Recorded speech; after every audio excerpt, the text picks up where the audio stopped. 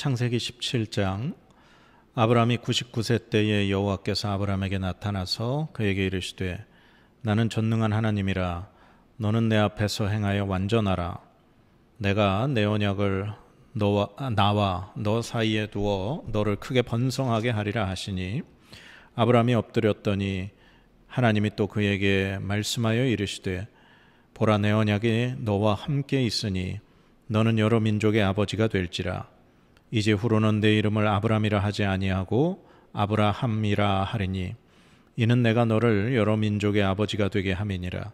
내가 너로 심히 번성하게 하리니 내가 내게서 민족들이 나게 하며 왕들이 내게로부터 나오리라. 내가 내 언약을 나와 너 및 내 대대 후손 사이에 세워서 영원한 언약을 삼고 너와 내 후손의 하나님이 되리라. 내가 너와 내 후손에게 내가 거류하는 이 땅 곧 가나안 온 땅을 주어 영원한 기업이 되게 하고 나는 그들의 하나님이 되리라.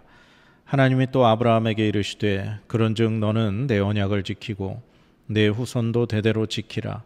너희 중 남자는 다 할례를 받으라. 이것이 나와 너희와 너희 후손 사이에 지킬 내 언약이니라. 너희는 포피를 베어라. 이것이 나와 너희 사이의 언약의 표징이니라. 너희의 대대로 모든 남자는 집에서 난 자나 또는 너희 자손이 아니라 이방 사람에게서 돈으로 산 자를 막론하고 난 지 8일 만에 할례를 받을 것이라. 너희 집에서 난 자든지 너희 돈으로 산 자든지 할례를 받아야 하리니, 이에 내 언약이 너희 살에 있어 영원한 언약이 되려니와 할례를 받지 아니한 남자 곧 그 포피를 베지 아니한 자는 백성 중에서 끊어지리니 그가 내 언약을 배반하였음이니라. 하나님이 또 아브라함에게 이르시되 내 아내 사레는 이름을 사레라 하지 말고 사라라 하라. 내가 그에게 복을 주어 그가 내게 아들을 낳아주게 하며 내가 그에게 복을 주어 그를 여러 민족의 어머니가 되게 하리니 민족의 여러 왕이 그에게서 나리라. 아브라함이 엎드려 웃으며 마음속으로 이르되 100세 된 사람이 어찌 자식을 낳을까? 사라는 90세니 어찌 출산하리요 하고, 아브라함이 이에 하나님께 아뢰되 이스마엘이나 하나님 앞에 살기를 원하나이다. 하나님이 이르시되 아니라 내 아내 사라가 내게 아들을 낳으리니 너는 그 이름을 이삭이라 하라. 내가 그와 내 언약을 세우리니 그의 후손에게 영원한 언약이 되리라. 이스마엘에 대하여는 내가 내 말을 들었나니 내가 그에게 복을 주어 그를 매우 크게 생육하고 번성하게 할지라. 그가 12두령을 낳으리니 내가 그를 큰 나라가 되게 하려니와 내 언약은 내가 내년 이 시기에 사라가 내게 낳을 이삭과 세우리라. 하나님이 아브라함과 말씀을 마치시고 그를 떠나 올라가셨더라. 이에 아브라함이 하나님이 자기에게 말씀하신 대로 이날에 그 아들 이스마엘과 집에서 태어난 모든 자와 돈으로 산 모든 자 곧 아브라함의 집 사람 중 모든 남자를 데려다가 그 포피를 베었으니, 아브라함이 그의 포피를 벤 때는 99세였고 그의 아들 이스마엘이 그의 포피를 벤 때는 13세였더라. 그날에 아브라함과 그 아들 이스마엘이 할례를 받았고 그 집의 모든 남자 곧 집에서 태어난 자와 돈으로 이방 사람에게서 사온 자가 다 그와 함께 할례를 받았더라. 아멘. 우리 창세기 17장 말씀, 우리 말씀 다시 한번 정리해 보도록 하겠습니다. 아브라함이 99세가 되었을 때 하나님께서 나타나셨습니다. 그러면서 하나님께서 아브라함에게 내가 내 언약을 나와 너 사이에 두겠다, 그렇게 말씀을 하십니다. 그러면서 아브라함의 이름을 아브람에서 아브라함으로 바꾸어 주십니다. 아브라함이라고 하는 것은 여러 민족의 아버지라는 그런 뜻이죠. 그리고 하나님께서 아브라함에게 너와 그의 후손이 영원히 지켜야 할 언약이 있는데 그것이 바로 할례라고 가르쳐 주십니다. 그래서 이제부터 이 아브라함과 그 집안에 있는 모든 남자들, 그리고 앞으로 태어날 모든 남자들은 태어난 지 8일 만에 반드시 할례를 행할 것을 명령하고 계십니다. 그리고 사레의 이름을 사라로 바꾸어 주시죠. 사라라고 하는 이름 역시 모든 여러 민족의 어머니라는 그런 뜻입니다. 그런데 이 아브라함은 하나님의 말씀에 좀 웃으면서 속으로 생각을 했죠. 내 나이가 이제 100세가 다 돼가고 사라의 나이가 90세인데 어떻게 사라를 통해서 아들이 태어날 것인가. 그러면서 아브라함이 하나님 앞에 이렇게 이야기합니다. 이스마엘이나 하나님 앞에서 살기 원합니다. 어쨌거나 아브라함은 이스마엘이라는 아들을 하갈을 통해서 얻었죠. 그러니 아브라함 생각에 이 이스마엘이 자신의 후계자가 되고 자신의 대를 이을 그러한 아들로 생각을 한 것 같습니다. 그러나 하나님은 아브라함에게 내가 너무 말을 들었기 때문에 이스마엘도 역시 큰 나라가 될 것이다. 하지만 사라가 이삭을 아들을 낳을 것이고 그를 통해 내가 내 언약을 이루어 나갈 것이다. 말씀을 하십니다. 그리고 하나님은 떠나서 올라가시죠. 그리고 아브라함이 99세 그리고 이스마엘이 13세 때 아브라함 집안에 있는 모든 남자들이 할례를 행하게 됩니다. 이것이 오늘 창세기 17장에 있는 내용이죠. 자, 그러면 하나님께서 아브라함에게 이 너의 후손들 그리고 너의 집안의 모든 남자들이 할례를 행하라 그렇게 명령하셨는데 하나님께서 할례를 하게 하신 이유가 무엇입니까? 오늘 이 17장 본문 말씀에 보면 이 할례라고 하는 것이 바로 하나님께서 아브라함과 언약을 맺으신 그것의 표시, 그게 바로 할례라고 말씀을 하십니다. 10절에 이렇게 돼 있어요. 너희 중 남자는 다 할례를 받으라. 이것이 나와 너희와 너희 후손 사이에 지킬 내 언약이니라. 너희는 포패를 베어라. 이것이 나와 너희 사이에 언약의 표징이니라. 그러니까 할례를 행함으로 바로 우리가 하나님과 계약을 맺었습니다 라는 것을 내 몸에 표시를 한 것을 할례라고 하는 거죠. 그러니까 하나님과 아브라함 사이에 이 계약의 표시로 할례를 행하라 그렇게 말씀을 하신 겁니다. 그러면 이 할례를 통해서 하나님이 아브라함과 무슨 약속을 하고 싶으셨던 걸까요? 단지 할례를 하면 그게 무슨 표시로 무슨 이익이 있을까요? 오늘 성경의 17장의 7절, 8절 말씀이 그래서 너무나 중요한 말씀입니다. 이 할례의 목적을 말씀해 주고 있어요. 자, 7절, 8절을 한번 읽어보겠습니다. 내가 내 언약을 너와 너 및 네 대대 후손 사이에 세워서 영원한 언약을 삼고 너와 네 후손의 하나님이 되리라.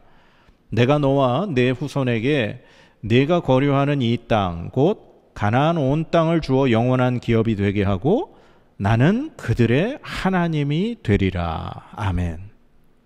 예, 여기에 바로 할례의 목적이 나와 있습니다.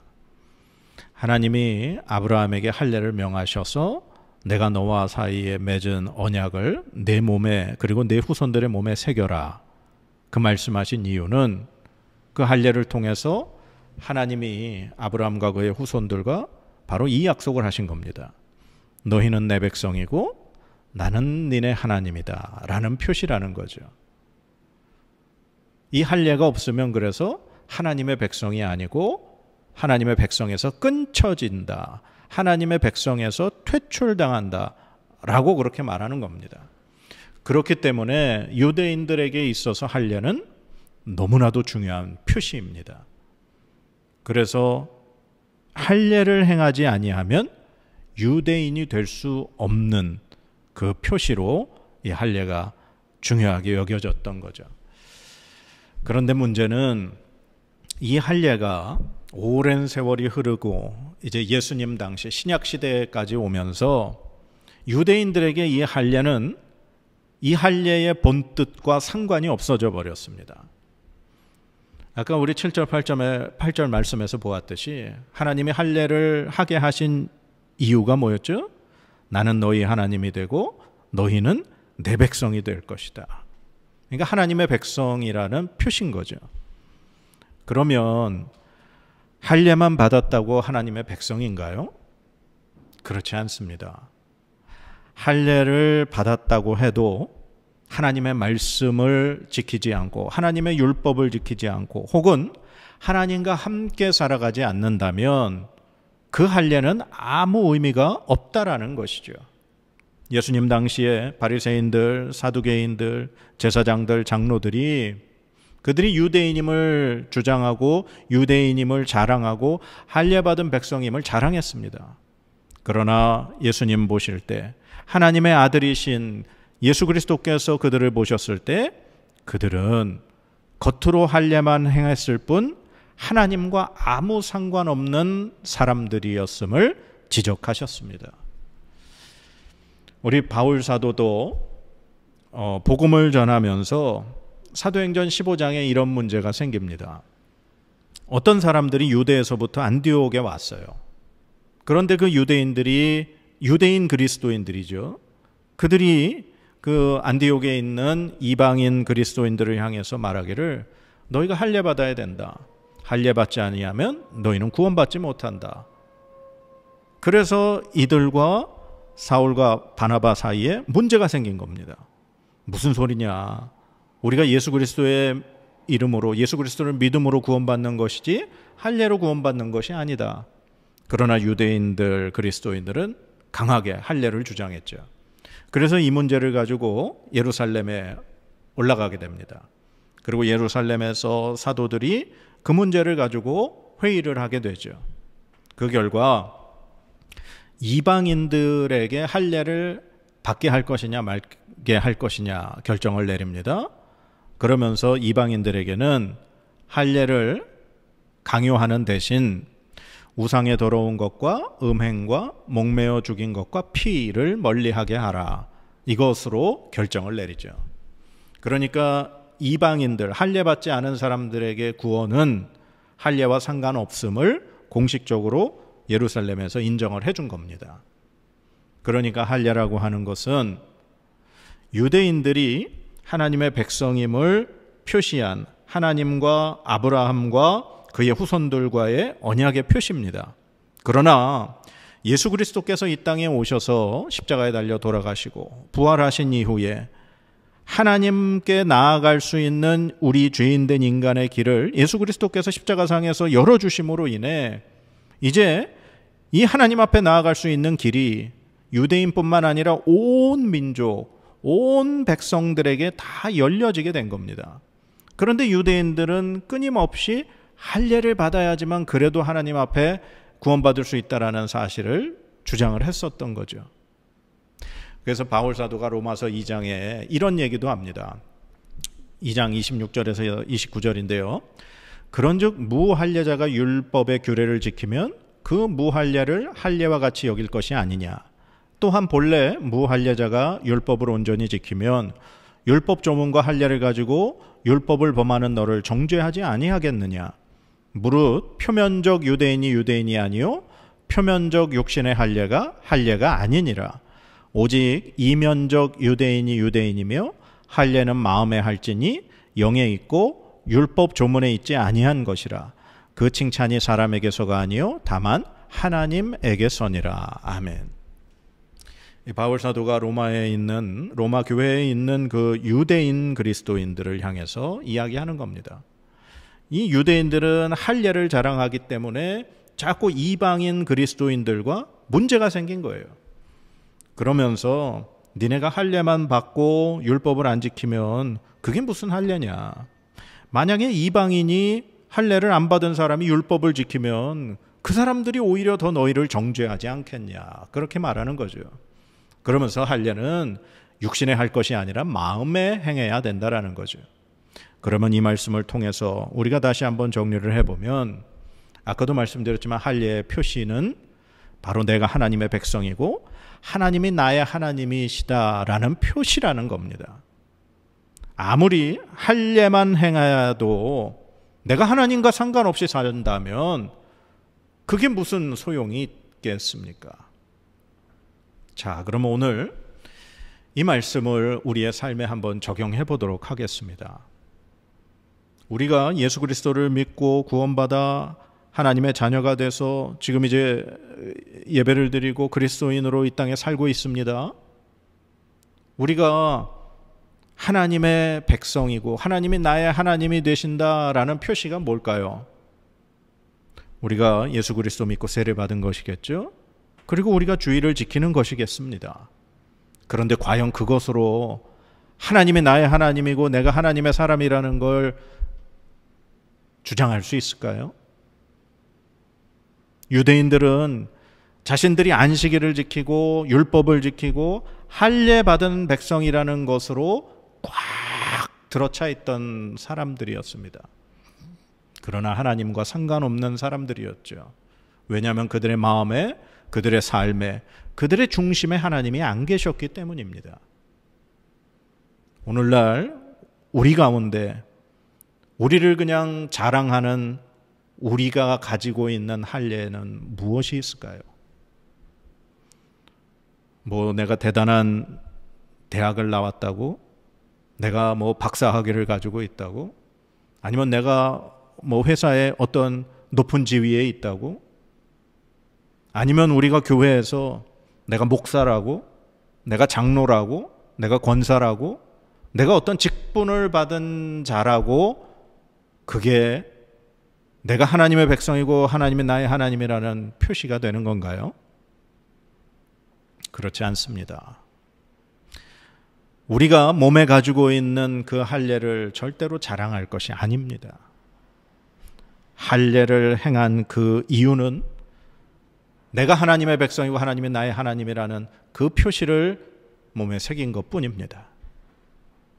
하나님이 나의 하나님이 되시고 예수 그리스도께서 나의 구주가 되시고 내가 성령 하나님과 함께 살아가는 사람이라는 표시는 우리가 어떤 직함이나 직분이나 사회적인 지위나 내가 소유한 어떠한 물건들이나 아니면은 내가 나온 어떤 학벌이나 학력으로 그것을 자랑할 수 있는 것이 아닙니다. 우리의 자랑은 오직 예수 그리스도, 하나님의 은혜, 그리고 성령 하나님의 인도하심 뿐인 줄 믿습니다. 사랑하는 여러분, 여러분이 자랑하셨던 할례는 무엇입니까? 하나님 앞에 우리는 자랑할 것이 없습니다. 또한 사람 앞에 우리가 자랑할 할례는 없습니다. 우리는 오직 하나님이 나의 하나님 되시고 내가 하나님 백성임을 우리의 삶을 통해 그리고 우리의 믿음을 통해 우리는 하나님 앞에 나아가야 합니다. 사람 앞에 우리의 자랑을 하지 마시기 바랍니다. 사람 앞에 우리가 어떠한 사람인가를 드러내지 마시기 바랍니다. 하나님은 교만한 자를 싫어하십니다. 교만한 자를 내치십니다. 하나님은 묵묵히 하나님과 함께 살아가려고 애쓰고 몸부림치는 사람을 찾으십니다. 그리고 그를 도우시고 그와 함께 하시는 줄 믿습니다. 오늘 이 할례에 대해서 우리 다시 한번 깊이 묵상하고 가슴에 새길 수 있는 저와 여러분이 되시기를 간절히 축복드립니다. 우리 기도하시겠습니다. 하나님, 오늘 하나님께서 아브라함에게 할례를 명하신 그 뜻을 보았습니다. 나는 너의 하나님이 되고 내 자손의 하나님이 되고 내가 그들의 하나님이 될 것이다 라는 그 표시로 하나님은 할례를 명하셨습니다. 하나님, 그런데 유대인들은 할례를 자랑하는 사람들로 변했습니다. 하나님, 우리가 혹시 우리가 가진 할례를 자랑하는 모습이 있지 않습니까? 하나님, 우리가 혹시 사람들 앞에서 우리의 할례를 자랑하는 그러한 것들이 있지 않습니까? 하나님, 용서하여 주시옵소서. 우리가 사람들 앞에 우리의 어떤 육체적인 것을 자랑할 것이 아니라, 배경을 자랑하고 우리의 힘을 자랑할 것이 아니라 정말 하나님이 나의 하나님 되시고 내가 하나님의 백성임을 자랑하게 하여 주옵소서.